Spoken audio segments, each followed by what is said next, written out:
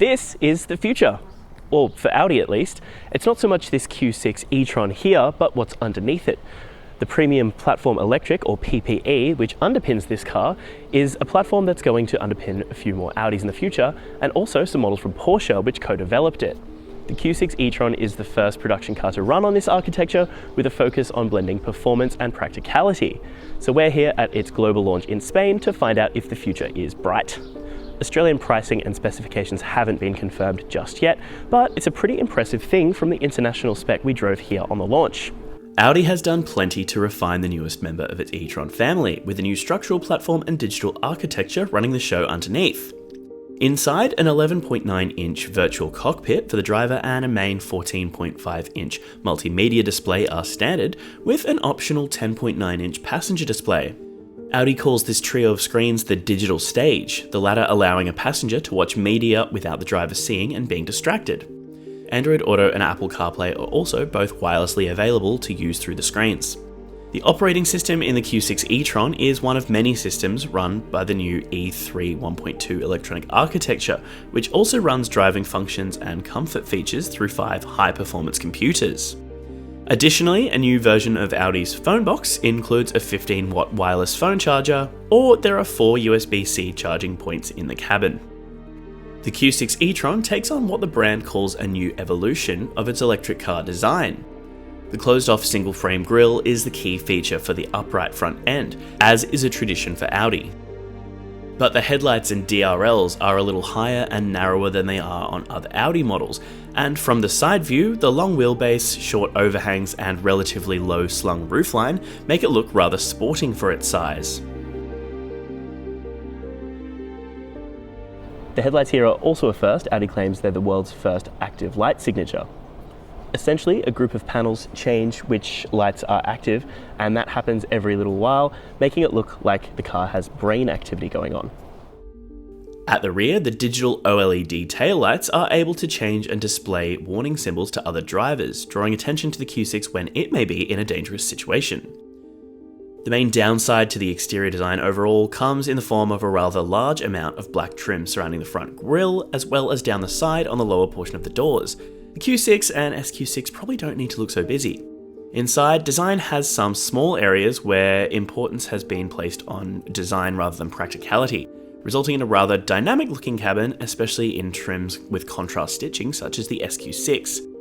Rather than leaning too hard into weird design for the sake of being an EV, it feels very much just like a civilized Audi that happens to be electric, no visual or design gimmicks. In terms of actually living with the car and using the space inside, it's hard not to start with the virtual cockpit screen and the multimedia display. It might seem like too much in the way of interfaces, but when in unfamiliar territory on the launch, it was genuinely useful to have a passenger with a map who was able to be of extra guidance without the driver being distracted by the central screen. Frustratingly, while they're at least always visible, the climate controls are integrated into the central display, meaning no easy dials or buttons for adjusting the interior temperature. The actual seating position and space inside the Q6 e-tron feels on the comfortable, spacious side when it comes to midsize SUVs. Without having ridden as a passenger in the rear seat, it seems roomy enough for a couple of adults to ride in on a decently long trip from static impressions.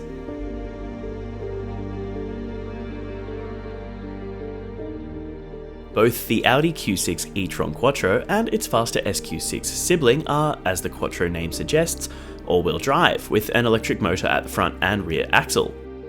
In the Q6 e-tron Quattro, which is the base all-wheel drive version, the motors make a combined output of 285 kilowatts, allowing the Q6 to launch to 100 km an hour in a claimed 5.9 seconds.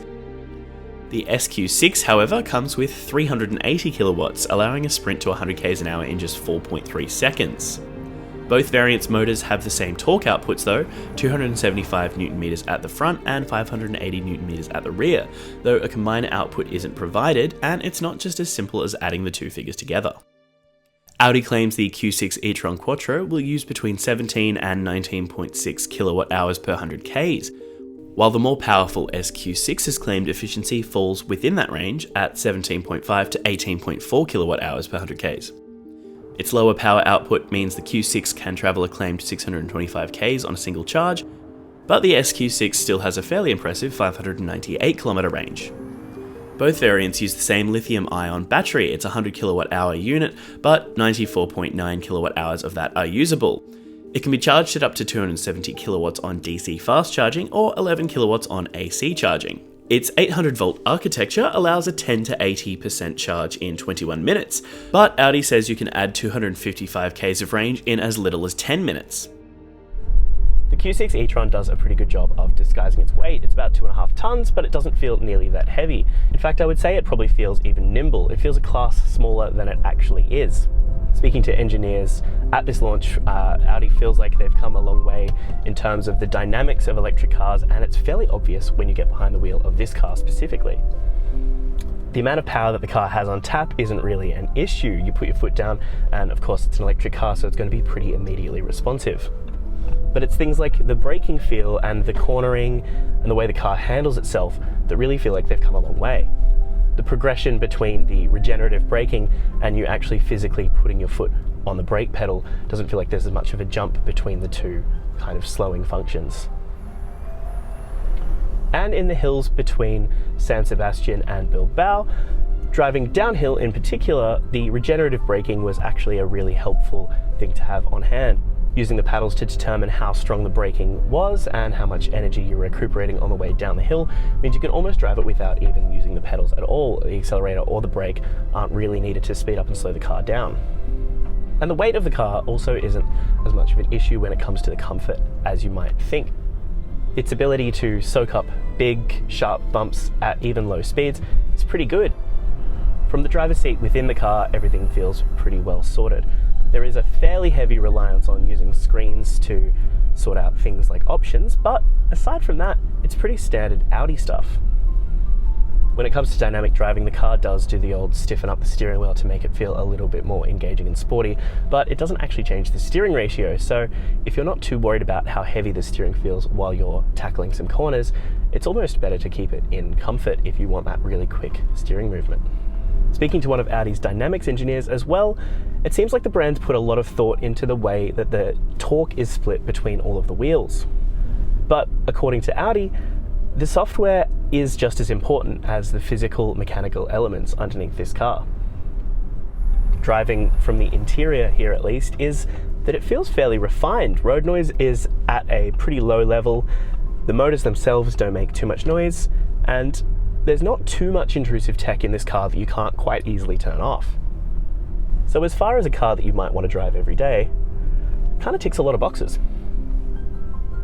While the Q6 e-tron comes with a fairly extensive list of safety features, one new development for Audi is the Adaptive Driving Assistant Plus, which aims to assist in most facets of driving based on map data and cloud data collected from other Audis.